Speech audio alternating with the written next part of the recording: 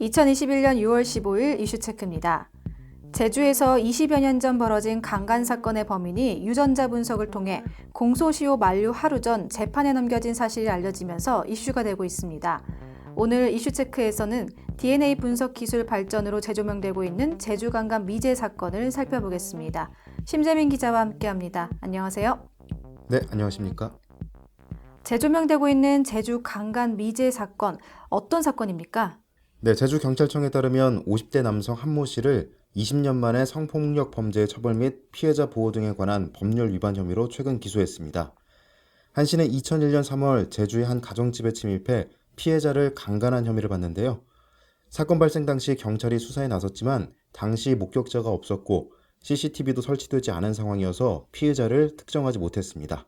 당시 피해자가 사건 현장에 남긴 증거품은 피해자의 정액이 묻은 휴지 뭉치가 유일했습니다.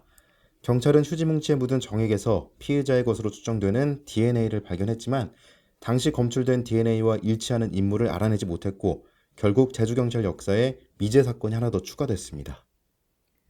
네, 그런데 피의자로 지목된 한 씨가 현재 다른 수많은 성범죄 등 사건으로 복역 중인 상태라고요. 네, 한 씨는 경찰 수사망이 좁혀오자 2004년 제주를 떠났고 이후 2009년까지 인천과 경기, 서울 등지에서 강간 등 성범죄 18건과 강력범죄 165건 등 모두 183건의 범죄를 추가로 저지르다 인천에서 검거됐습니다. 한 씨는 2009년 5월 징역 18년을 선고받아 교도소에서 복역 중인 상태입니다. 참, 그때 제대로 처벌을 받아 수감이 됐다면 이런 추가 사건들이 발생하지 않았을 텐데 좀 안타깝습니다. 늦었지만 19년 만에 갑자기 수사에 진전이 생긴 이유가 무엇입니까? 네, 2019년 3월 대검찰청에 한 통의 DNA 분석 결과가 도착했는데 해당 DNA가 한 씨의 DNA와 일치한다는 것이었습니다. 이번 휴지 속 DNA를 통해 추가로 기소된 한 씨의 첫 번째 범행은 2001년 3월 제주에서 벌인 또 다른 강간 사건인 것으로 확인되기도 했는데요. 이에 해당 사건을 맡은 서귀포 경찰서는 다른 지역 교도소에서 복역 중이던 한 씨를 제주 교도소로 이감해 추가 수사를 진행해 기소 의견으로 송치했으며 제주지검은 공소시효 만료 하루 전인 지난 3월 2일 한 씨를 기소했습니다.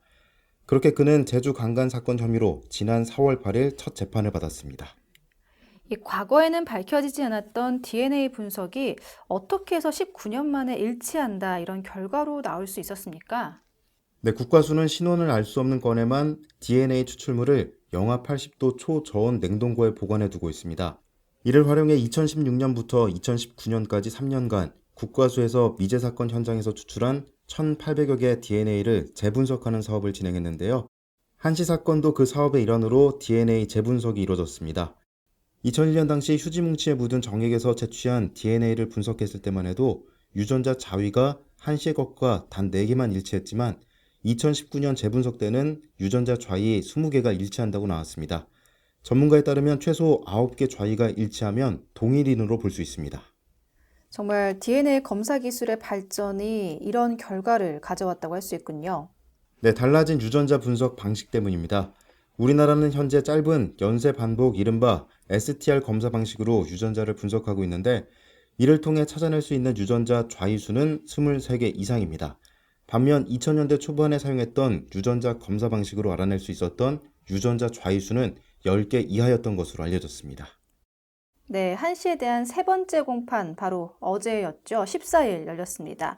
DNA를 분석한 국립과학수사원 관계자가 증인으로 직접 출석하지 않았습니까? 네, 그렇습니다.